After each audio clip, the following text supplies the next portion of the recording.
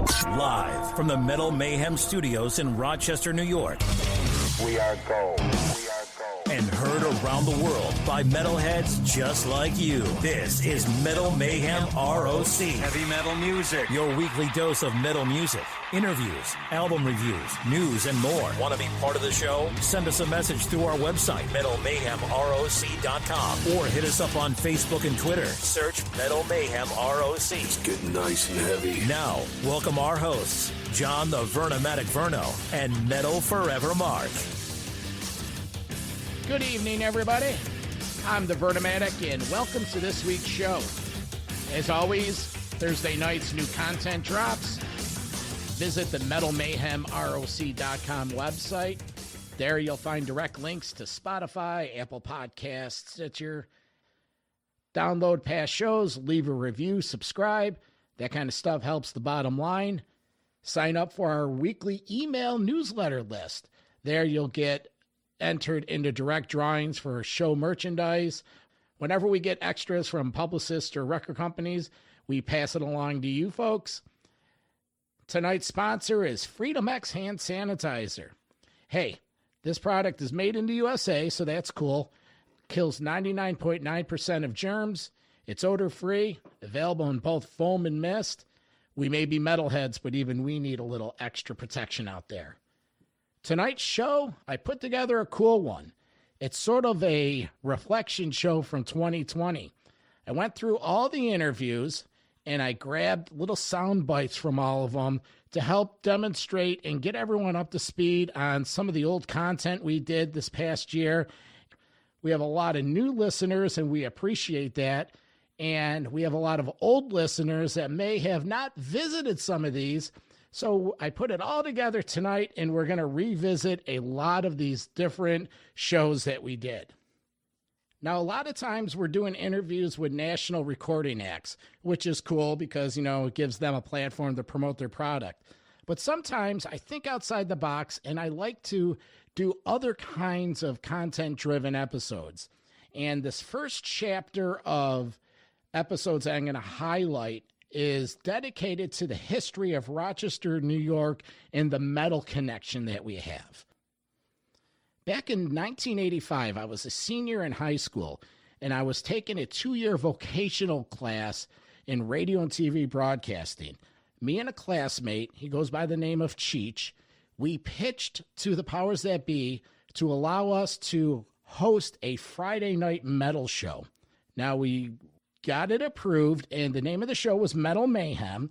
And with that show, we got to the point where we had a following, and we were able to actually interview Metallica on the Master of Puppets tour stop when they came here opening for Ozzy. It's a great story, and I'm sure you'll enjoy it.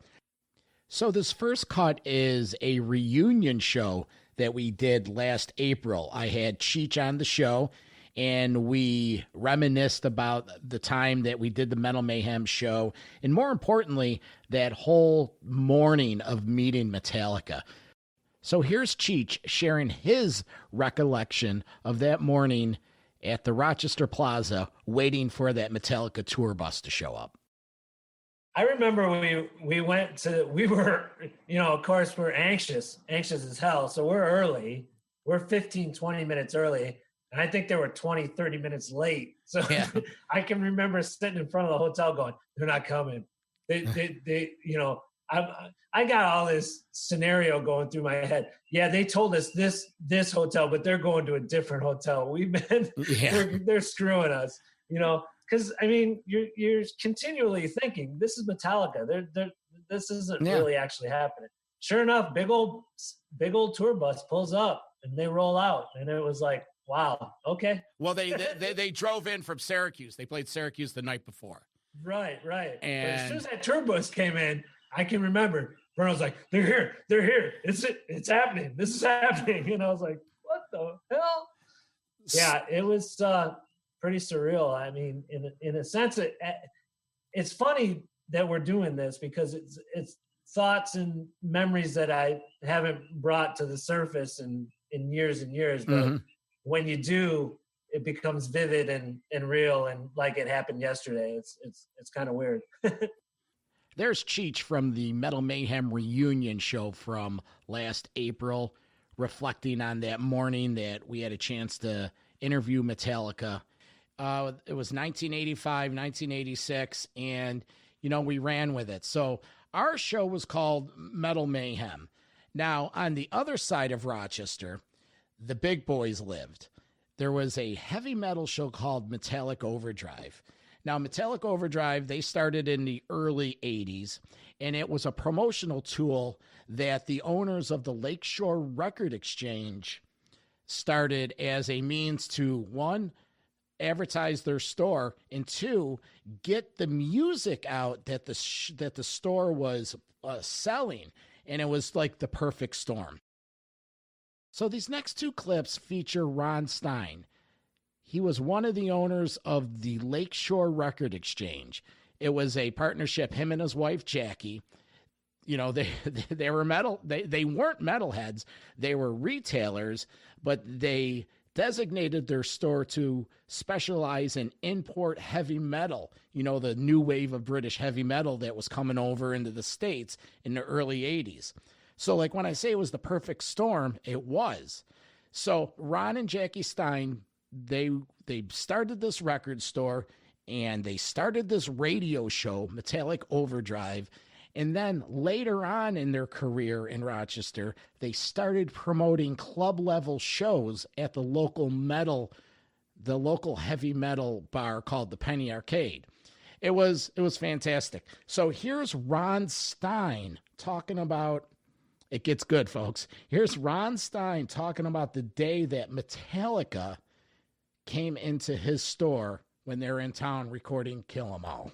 Here we are in the new location in the spring of 1983, and so things are going good, and then something else very notable happens. I get a call from a gentleman who ran a studio down in downtown Rochester called Music America Studio. Down there, I think it was on East Avenue, corner of Scioto Street or somewhere in that area. He tells me his name is Paul Curcio. He's a record producer. He's just moved to Rochester. He worked on the West Coast previously with the Doobie Brothers and some other bands on the West Coast. He is working at Music America, recording a band from San Francisco called Metallica. He said they're into all the stuff that you guys are selling out there, and I'd like to bring them out, and they'd like to see the shop. That is what happened. One day, Paul Curcio pulled up across Lake Avenue with a van, and out pops Metallica. And, so at this point, did you have any communication with Metallica's management, or is it just strictly Curcio as the producer and studio owner got in touch with you? At that point, just Curcio. Okay. The first time they came in the shop, Curcio brought them down. And they came in, they looked around, they pulled out a few records. Cliff Burton and Lars Ulrich pulled out some records, I think some Thin Lizzy albums, a couple of things out of the collectible bin, I think maybe like Sir Lord Baltimore or one of those proto-metal kind of things that we had in our collectible hard rock bin. I said, good to meet you guys. I'm glad you're here, glad you came out to see us. I said, glad, to help you guys out with some records. I know you guys are just starting out, so it's my pleasure. Keep the albums and enjoy them, and hope they influence you guys a little bit or do some good. So at this point, these Metallica, they're in their early 20s. They're just kids. 1,500 miles across the country in this middle-sized America town doing the album. Besides coming to your shop and checking out a record store, did you have any other kind of involvement with them socially outside the record store, in the studio, anything like that? Now, I'm going to have to stop this cut right here because it's a 3-part episode, 3 parts of the Lakeshore Record Exchange. And what you heard right there was a cut from episode 2. And there's more to that episode where Ron goes ahead and talks about how he helped Metallica in the studio, and more importantly, how he helped the band make the first tour possible. So go to the Ron Stein trilogy at metalmayhemroc.com and you could hear the rest of the story on that one. The last cut with Ron Stein, this is from episode 3, and he's talking about, at this point, now they're promoting shows at the Penny Arcade, and back then, these were bands in their infant stages that, like he said, went on to become, the big four. Anthrax played there at the beginning. Megadeth played with King Diamond on the Killing Is My Business tour.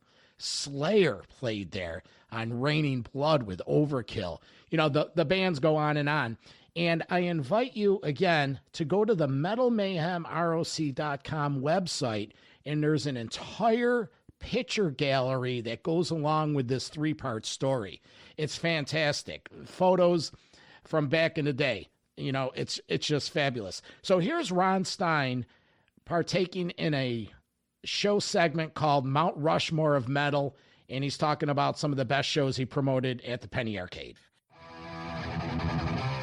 Many have tried, most have failed, only a few survived. This is the Mount Rushmore of Metal. So about 25 shows Ron and Jackie Stein promoted at the Penny Arcade. What's your Rushmore of shows, Ron? Well, number one has to be Slayer with Overkill to open. That one stands over and above the rest of them because that one sold out. And as I said, we had people standing outside who could not get in for that show. And, looking back on that, Slayer has been, one of you call them the top four. They've been one of the top four ever since that show, over 35 years ago. So, as I say, you never really understand the significance of what you're doing a lot of times when you're doing it. It's only in retrospect when you look at, how things, developed and evolved after you did it, that you can look at it and say, wow, we really did something there, and even on Facebook, I've had probably 100 at least of my old Lakeshore customers find me on Facebook one by one. And they all say the same thing. They all say, Ron, we have to thank you and Jackie for everything you did for us during our teen years. You brought us these bands, and we saw them in their infancy. All the records that we bought from you.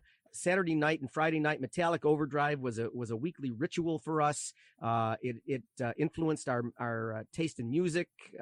We have such great memories of our teen years because of all the things that you guys did. And you just don't realize that stuff when it's happening, but you look back on it and say, wow, we did something that it almost seems like it's legendary in the Rochester community now, the metal community. And, we didn't think we were doing anything like that. We were just, all the things we did with the store and the shows, we were flying by the seat of our pants, just, thinking, okay, well, what seems to be the next right thing to do?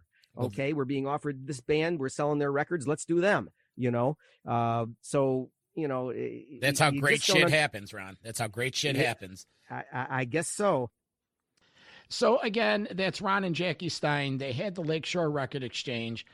Go to the website, revisit this 3-part series. It's just fantastic. This next clip gets even better, folks. I did an interview with a guy called Andrew Robleski. Now, Andrew, he's from Rochester, New York. He was a 21-year-old audio engineer student working at Music America, which is the studio that Metallica recorded Kill 'Em All back in the spring of 1983. It just so happened that this was Andrew's first gig, first assignment. And he became friends with Metallica. He drove them around. He helped them record the album. And I met up with him last fall. We did a special episode called Cliff 'Em All. It was on the week of the observance of Cliff's passing in late September. So here's Andrew Robleski talking about hanging out with Metallica. Cliff Burton was a phenomenal guy. He was so fun. Every time he saw me, he'd always go, "Rage on, Andy man." He always used to call me Andy man, and he was always like, "Rage on, Andy man." And he was a lot of fun. How much time did you have to spend with these guys outside the studio? Well, I was usually the person who would pick them up from the house on Boardman and bring them to the studio. I took them to the first time they went to Lakeshore Record Exchange. I took them there. But the best part of spending time with these guys was one time Johnny Z was in town, and it was a Wednesday night. And, we kind of were wrapping up early because these guys slept in, because we would drink all night.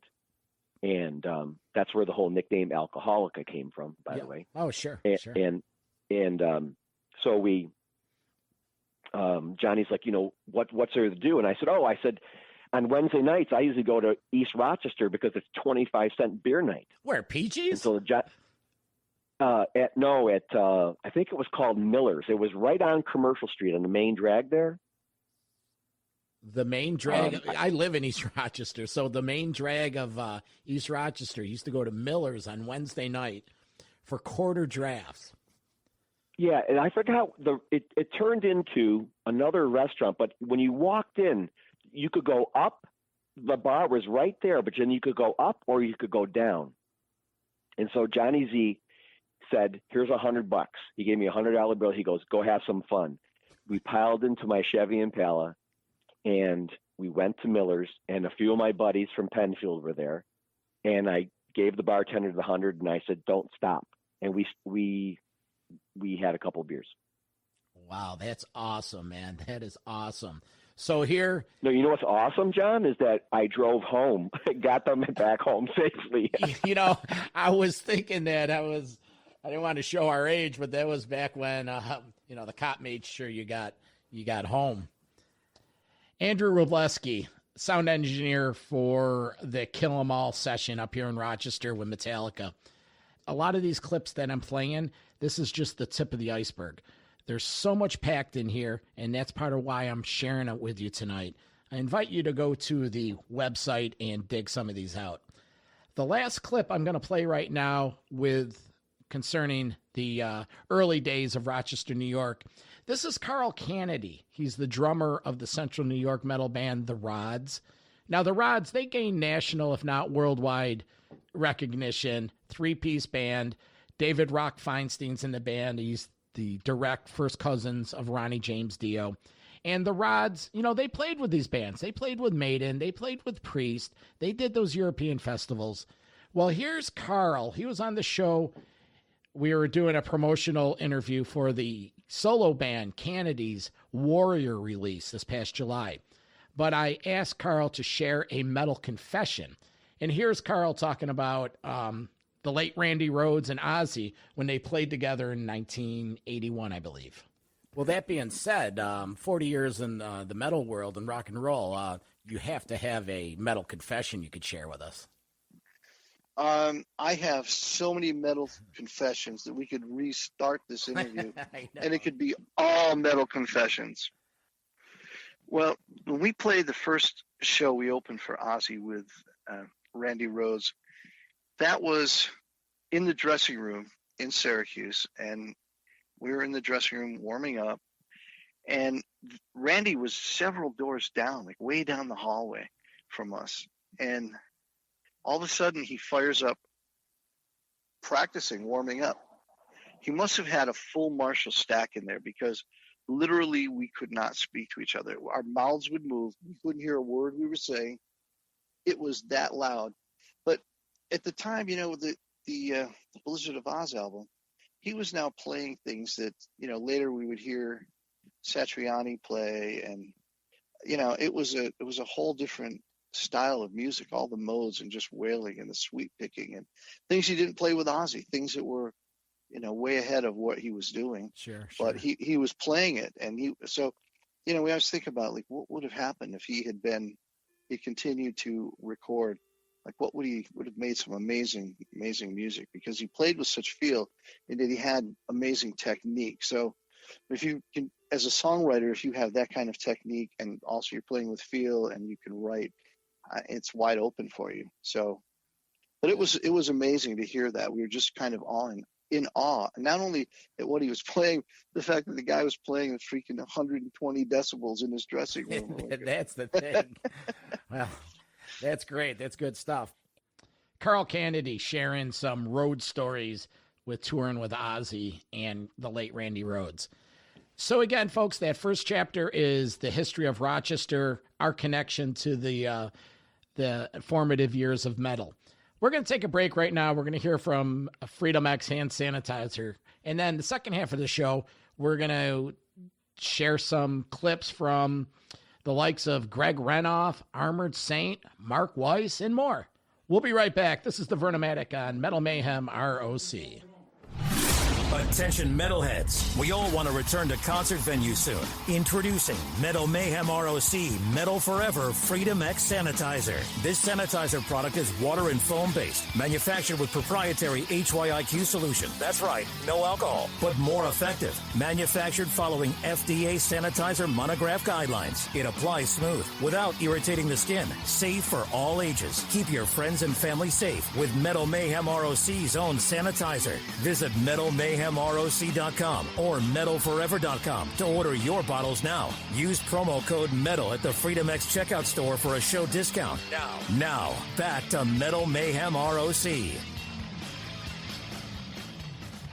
So let's get into part 2 of this special. Besides talking to metal musicians, we also like to talk to metal heads. And one of the biggest metal heads is comedian Jim Florentine. He came to town about a year and a half ago, and we did an interview with him. And, you know, he's on Sirius XM radio. He has his Metal Midget show. He has his touring comedy act. If you ever have a chance, go see him. He's a great dude. He'll meet and greet after the show. We'll shoot the shit. Well, anyways, we asked Jim to share one of his metal confessions. And here's him sharing a story about when he got mixed up with the Pantera guys on the road. So when I'd go in town. This is before that metal show is on the air. So I'd go in town. I always have to do local radio. So I knew if there was a band in town, I would talk about them in the local morning show, and maybe they'd come out to the show. They would hear, "Hey man, some comedian was talking about you." That's how I try to lure into my show. So I'm at the comedy club in Dallas, and it's a Saturday night. And the club owner goes, "Hey, all the guys from Pantera here." And I'm like, "They are?" He goes, "Yeah, they're sitting right in the front." There's like 12 of them. I'm like, "Holy shit." He's like, "Yeah, they're here to see you." I'm like, "Holy fuck, it worked." Yeah. Nice. So, you know, and then I look out there, I see all these cowboy hats. I see like 75 drinks on the table. Yeah. Everyone's doing shot. Yeah. You know, it's fucking like, what the fuck is going on? Meanwhile, I'm sure for a guy like you, loving if there's freaking Pantera, that's when you probably get nervous, right? You're like, of course. Shit. You know, I'm like, holy shit. Forget the 200 people in the crowd. And they're sitting up front. And I know Vinny and Dime like comedy because I know that was the thing. Like on their off days, they would go to the local comedy club. They loved stand-up comedy. So I knew that about them. So they show up. It was Vinny, Dime, and the new, Phil obviously wasn't there. Yeah. And the new Damage Man, Pat was a singer, and the bass player, I forget what his name was. And then it was Rita and everybody. Yeah. So, you know, I get up there and I'm like, holy shit. I'm like, "Hey, man, I got the guys from Pantera here, man. Give them a hand." You know, everyone in Texas loves them. They go crazy, and they all stand up. Yeah. And then all of a sudden, Dime goes, "Here, man," and he hands me a shot of like Jaeger, right? And I take the shot. I go, "Hey," I go, "Thanks, man, but I don't drink before the show. I'll drink it afterwards." And I put it on the stool on the stage, and the whole crowd starts booing me. I go, "No, man, I don't drink before." And then Dime pours another one. He goes, he hands me 2 shots. He goes, "Fuck that, you're doing a double now." And then I just did 2 shots in a row. I'm like, "Oh shit." No, bets are off. I'm like, "All right, man, if I do these 2 shots, I got to do my show too." So like, "All right, fine, but you got to do them too." And I did the 2. The place went nuts.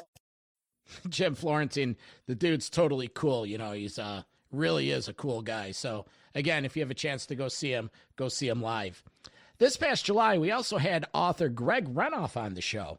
Now, Greg is the guy that wrote that book, Van Halen Rising.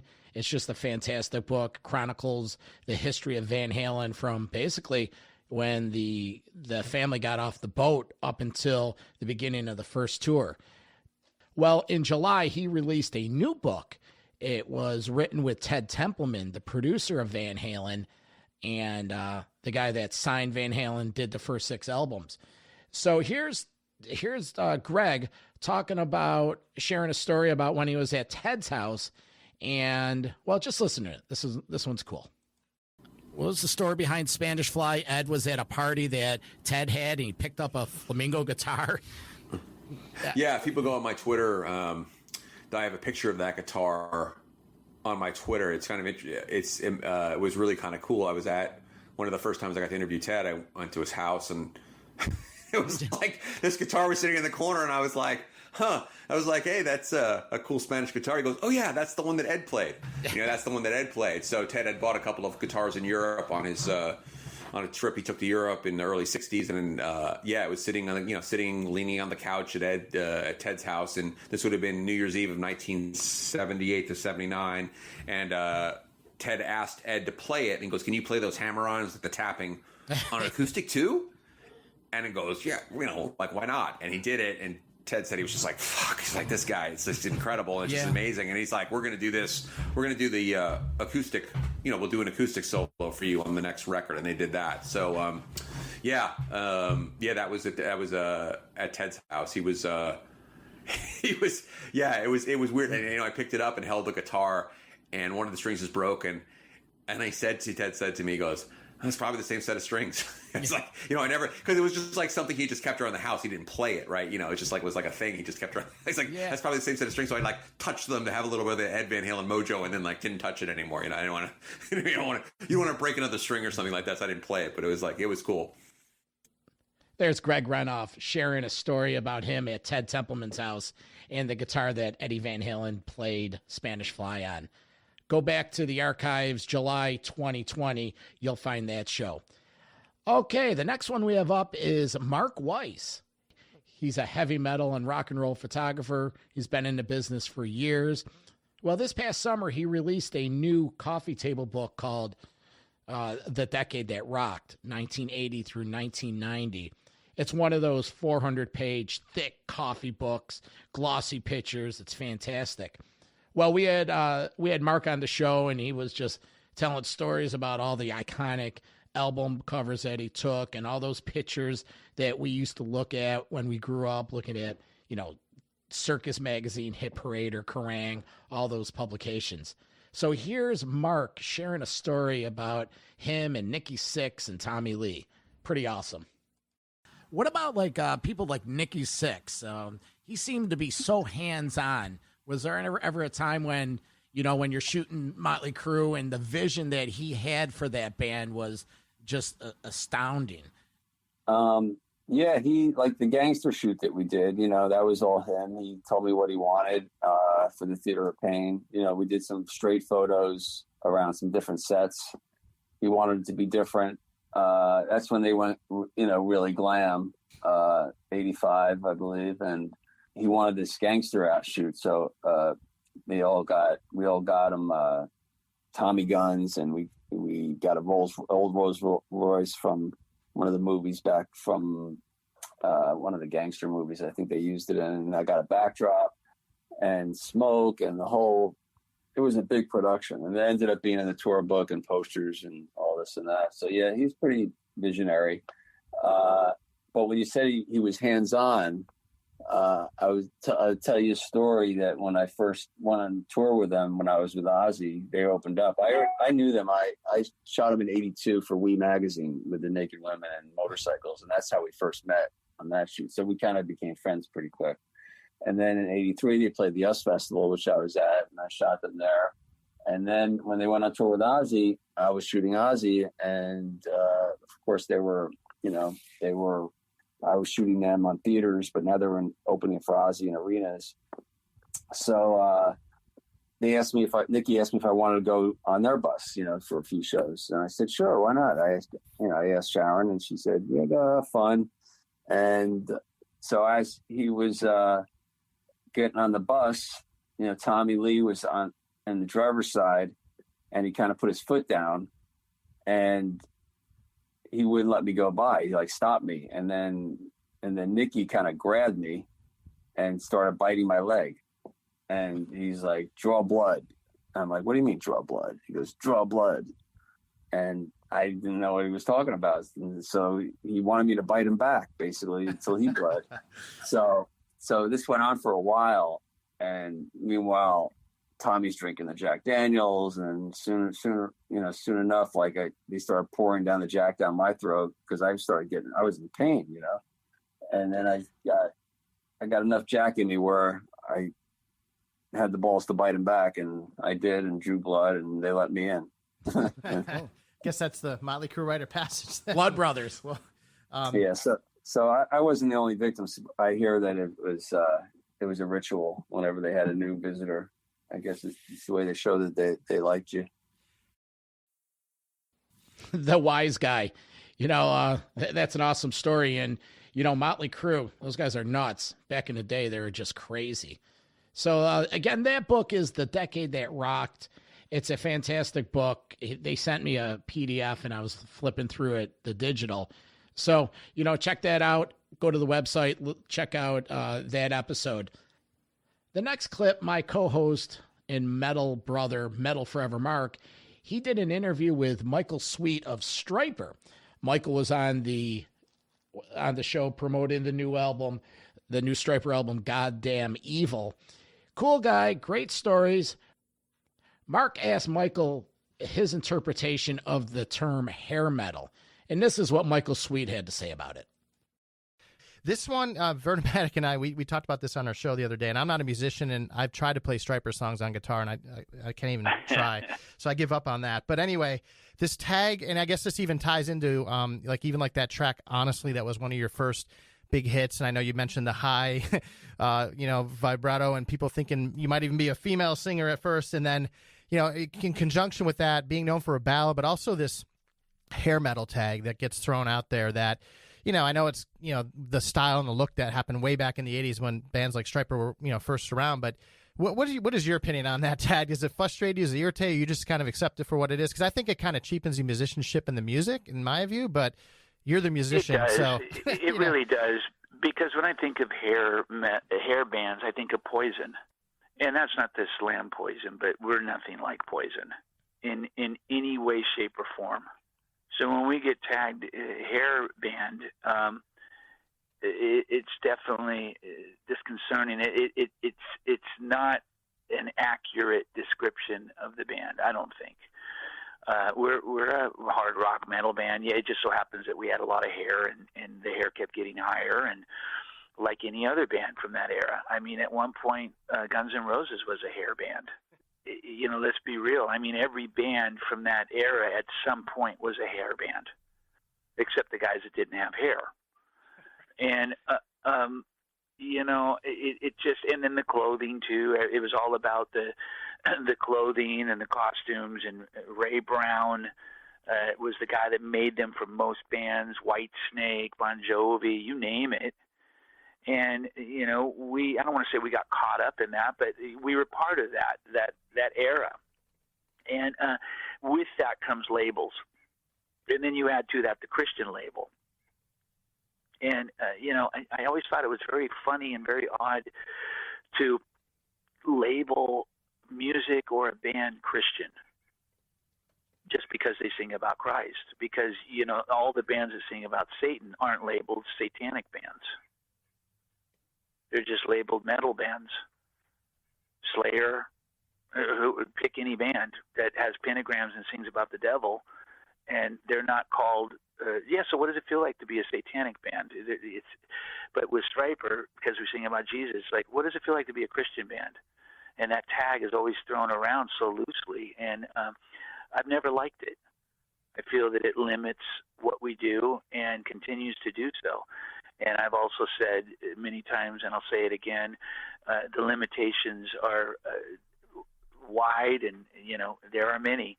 And it's like when I walk in a store when our album comes out, and you go into a store that still sells hard copies, and you say, yeah, I'm looking for the new Stryper album, and the guy points to the back corner of the store and says, oh, it's back there under the Christian section. And then I'm standing there looking at the new Judas Priest album at the front of the store on display. That's what I'm talking about with limitations. And labeling, all the above. Yeah, we're a metal band. Yeah. We're a metal band, and we should be at the front of the store under the same display as Judas Priest. Why shouldn't we? Guy has a point. He has a couple points. Back in the day, in those 80s, everyone had the big hair. Ozzy, remember, he looked like the girl from the Golden Girls. Axl in that Welcome to the Jungle video, his hair was to the sky. So, what are you going to do? But that's Michael Sweet, Stryper. This next clip is Mark with Don Dokken. Don was on the show promoting the Lost Songs CD release. It was a collection of songs from, like the title says, the Lost Songs. Guess it was all this material he found while moving that he misplaced, that he was looking for years, found it, touched it up, and released it. So here's Mark talking with Don about some bands that he would like to tour with again, or his Mount Rushmore of bands that he's toured with. By the way, Don, we had one little segment we just figured, since we're already kind of talking like this, to throw in. It's called our Mount Rushmore. Many have tried, most have failed, only a few survived. This is the Mount Rushmore of metal. Yeah, so Don, do you have 4 bands that you just love touring with, or that you'd tour them any moment, anywhere, any day if they asked you to go on the road with them, or vice versa? The answer to that is, who haven't we toured with? Yeah. You know, we've toured with AC/DC, Judas Priest, Van Halen, Scorpions, Metallica, Sammy Hanger's Red Rockers before he was in Van Halen, Ted Nugent. You know, we've toured with everybody. So to say, who would you like to tour again with? You know, if I wanted to do a tour of my favorite bands I've already toured with, I would say Aerosmith. That was a great tour. Permanent Vacation, Aerosmith, Dokken. That was an amazing tour we did. Sold out every night. We all got along great. I remember my son was born. How I remember that, 1988. We did that tour, and my son was born on the Aerosmith tour. And I was talking to Steven Tyler one night. I said, oh, his mother just called me, and I guess I'm a father, and he's a boy, and I don't know what to name him. And she said, oh, John. And I said, oh, not John, not a biblical name. And I said, hey, how about Tyler? And I said to Steve, would you mind if I just named him Tyler? You know, just kind of was sitting here shooting the shit. And he goes, yeah, that's cool. And he goes, you know, I said, if anything happens to me, will you kind of look after him? And he said, yeah. So my son's name is Tyler. That's sort of cool. Don Dokken, Steven Tyler have that connection forever. Don Dokken, you know, he was a cool guy. Always extended a branch to Metal Mayhem. You know, we've promoted a few of his shows. My partner Mark has a long history with him. So that's Don Dokken from this past fall. All right, the next clip we have on here, it's Reb Beach. Now, Reb is the original, one of the founding members of Winger. But more importantly, he's a working musician. He's been in Whitesnake for about the last 16, 17 years. He filled in with Dokken on some of those tours in the last 10 years. He actually wrote an album with Dokken. And he's also been a studio musician for so many artists that you would never even believe. If you ever have some time, just Google Reb Beach, and it's amazing. Well, here's Reb talking about one of his metal confessions that I guarantee in a million years he would never believe this. This is Reb Beach on Metal Mayhem ROC 2020 Flashback Edition. Metal confession. Is there a history of playing a gig that at first when you got it, you thought, oh, ho-hum, this is just, you know, a payday. But then after it gets done, you really pulled something out of it and you learned something, and it's one of your more memorable gigs. It's just looking at this list, the stuff you've been doing, it's just fantastic. So, well, yeah, no, I mean, I could say the Bee Gees for sure, because I went in just thinking it would be a session. I didn't know that I would meet all the Bee Gees, and I didn't know that they would all smoke marijuana, and that they would stand around me and sing a cappella the parts that they wanted me to hear. So there was weed all over the studio. They put me up at the Doral. It was the Doral in Miami on the beach, and hung out at their amazing studio, and just weed smoke everywhere, bags of weed everywhere. And they came down and got in a circle around me and said, do you know what, mate? We want you to hear this part, but it's not on the tape yet. So do you mind if we just sing it for you?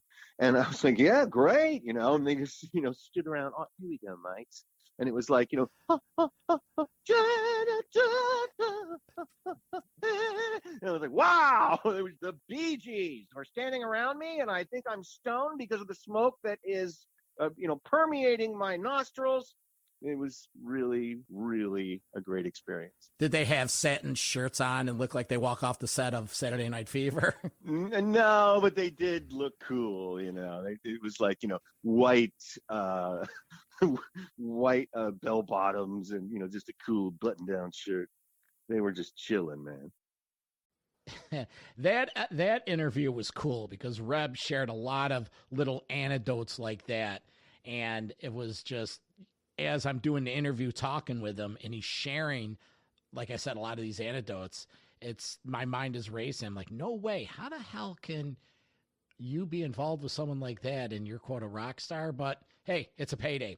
So the next clip is Sean Peck of Death Dealer. The band released a new album in the fall called Conquered Lands. It's their third or fourth album. Now, Sean Peck, if you're not familiar with him, he's one of those power metal singers. He's part of the Three Tremors, another version of the Three Tremors. And he also worked with a million side projects. But a few years ago, he did a couple albums and tour with Michael Denner and Hank Sherman of Merciful Fate fame.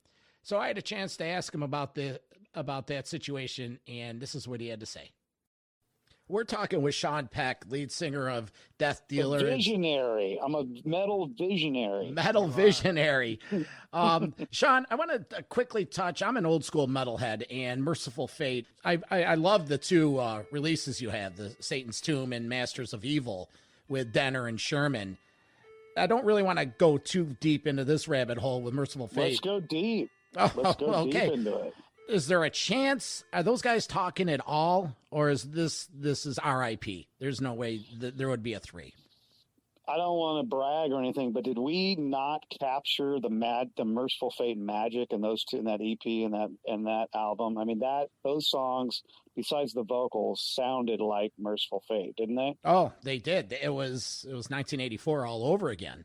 And people loved him, and then we were, you know, we only played I think 6 or 7 shows together, but by like the last 2 festivals we played, you know, we got off that stage and we were just like, oh yeah, we just kick ass. Like we finally were getting to be like a good live band. Yeah, at first it was a little rough for a variety of reasons, but by the last 2, man, we frickin' last 3, we like annihilated it, and I'm like, oh man, this is, you know, we're going to kill it. I remember we played right before Ghost played on the inside tent stage, and we had more people than Ghost had when they were watching them. I was like, dude, we got something going on. Sean Peck talking about the Hank Sherman, Michael Denner stuff. Again, cool interview. Death Dealer is Sean Peck, and it's Ross the Boss's one of his side bands. So check that interview out. The next one we have is John Bush, Armored Saint. Great new album this fall, Punch in the Sky. John Bush, he's always been a stand-up guy. I met him years ago when he was in town with Anthrax, and he was cool. And then when the new album came out, I immediately reached out, and I wanted to get him on the show. And he was more than generous with his time, and just a great guy. This is him commenting on the longevity of Armored Saint. That simple. John Bush, Metal Mayhem ROC. Back when you guys were starting all this, back in the early 80s, did you ever think, fuck, I'm going to be doing this until I'm almost 60 years old? You know, I probably didn't think about it, you know, and certainly in my 20s, I would think that probably if I met the John Bush today that I did when I was like 83, I'd be like, dude, you're old, get out of here. When I was like 21 years old, I probably didn't get, even then, we certainly admired and were inspired by our elders, if you will, and they weren't even elders at that point, you know, guys like the Maidens, the Motorheads, the UFOs, they were probably, you know, they only have like probably 10 years on us, give or take, you know, really. But I mean, they were the bands that inspired us, and they were young at that point, but they were still the older band that we looked to, you know, Zeppelins, the Sabbaths, whatever. So I don't think that I'm sure I probably, with the bravado I had as a 21, 22-year-old guy, I probably didn't think about it. I do think that in our minds, we always thought we wanted to have longevity, not to be redundant on that, but I think that was important to us to stick around for a long time, to be around for a long time. But I don't think we really understood what that meant. I think that was kind of something that we thought about, but I don't think we understood it. And here we are all these years later, really still doing that. Like I said, it's a pretty awesome accomplishment, and I'm really proud of us. He should be proud because that band has always kicked ass. They're one of those bands that have always done it on their terms, and I have nothing but the utmost respect for them. So this next clip, this is Metal Forever Mark talking with Brian Wheat of Tesla. Brian just released a new book late 2020 called Son of a Milkman, His Crazy Life in Tesla. Brian was on the show for a while. We covered tons and tons of subjects. But here's Metal Forever Mark asking Brian about the history of when Jeff Keith joined the band. But a follow-up to that is back to Jeff Keith for a minute. Like, he has a really, really unique voice. And I think back in the day, I thought I heard a rumor that, Jeff was just like a truck driver, and he really wasn't really a vocalist. And then somebody heard him sing one day in the truck. But I think you had mentioned in your book that maybe it was a karaoke performance. Like, how was it that you guys decided, like, wow, this guy is kind of unique? And then did you have to write songs around his unique voice, or was it like you just were writing a whole bunch of songs and he fit the songs? How did that all fit when it came to him as a vocalist? So we had another singer called Jeff Harper, and he was quitting. And we knew these girls that were fans of the band. They said, we know some kid up in Georgetown, California, where they all lived, that sings. He's got a little band up there called Troubleshooter. We said, well, have him come down. So he came down, and he sang with us that night. Ironically enough, I couldn't hear him, and I didn't think he was very good, but Frank could. And Frank's the one that said, no, he's the guy, Brian. Trust me, he can sing. He's got a great voice. So now getting to the backstory of this, Jeff had won a contest a few months earlier in Sacramento where you came in and you put a Walkman on with the song, playing in the cassette. And you sang to the crowd, but all they heard was you singing. They didn't hear the music, right? Just alfalfa. We don't need you singing. Okay. It's one of my Jack Russell Terriers. So he had won this contest. But what Jeff did for a job was he put in septic tanks. He drove a truck installing septic tanks. And that was his job. And I think, when they wrote that bio or whatever on the first album, Tom Zutaut wrote that bio. He put cement truck because it was a bit more glamorized, Wow. So that story was true then. Yeah, he drove a truck, but it wasn't a cement truck. It was a septic tank truck. Metal Forever Mark with Brian Wheat of Tesla. So that was a cool interview.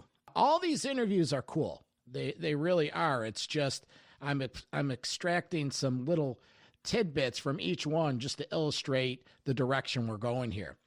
This is the last clip I have queued up, and this is John Gallagher of Raven. Raven's one of those old school thrash bands. They're part of that new wave of British heavy metal. 2020 saw the release of their Metal City release. Typical Raven, kick-ass three-piece band from England, UK, working class. So here's a listener question. Listen, John, I have a question from a listener on one of our Twitter feeds. From the Cranker in San Diego, California, he asks, have John elaborate on the Old Bridge Metal Militia from Old Bridge, New Jersey. What's the story behind that? Behind those guys, well, they were a bunch of miscreants and ne'er-do-wells who loved the heavy metal. And believe it or not, they're still out there. I think most these days they do little charitable things here and there. But a great bunch of guys, and actually a couple of them ended up as roadies on the Kill 'Em All for One tour when we went out and had Metallica open up for us. Bulldozer Bob and Reb were on the entire tour until they actually got fired 3 quarters of the way through. Well, it always cracks me up because I edited that clip down, but John literally lasts for about 15 seconds. So there you have it, folks. That's just a sample of what we have back in the archives from 2020. On there, what I didn't play was cuts from the Spirit Adrift interview, Hyrax, an old school thrash band, crossover band from the early 80s, Anvil, Metal Mike of Helford, Metal Forever Mark's good friends with him. He stopped in and was talking about the Rob Halford solo days and what the Metal Mike band is up to. LA Guns, it goes on. And this Christmas time, I put together these 2 packages, these 2 episodes that are fantastic. One was from a Metal Mayhem ROC correspondent. We call him Metal Walt. Well, Metal Walt's been bootlegging audio concerts for the last 30 years. He was on the show telling us about how he got into that, and also these amazing stories about on the road, getting into shows with creative all-access passes that he fabricated. And, it's a cool episode. And on New Year's Eve, we had this show from a guy. He released a book called A Diehard's Journey in Rock and Roll. Dean DiLorenzo is his name, and Dean released this book chronicling 30-plus years of meeting rock stars in his hometown and vicinity of Albany, New York. It's truly fascinating, and Dean provided me with several CDs of the pictures in the book. So I'm going to be giving those away to people that sign up for our newsletter over at the website. All you really have to do is just go to metalmayhemroc.com, sign up for the weekly newsletter, and I'm going to draw 5 lucky winners for next week's show, and I'll send you a copy of the CD of the pictures from the Dean DiLorenzo book, A Journey in Rock and Roll. So that's tonight's show. Next week, I have a lot of stuff planned for the next couple of weeks. We have a 2-parter with Andrew Bennett. He's the author that just released that brand new Van Halen book last summer called Eruption in the Canyon. Now, this guy spent a couple years videotaping, chronicling Eddie Van Halen in the studio. It's just fantastic.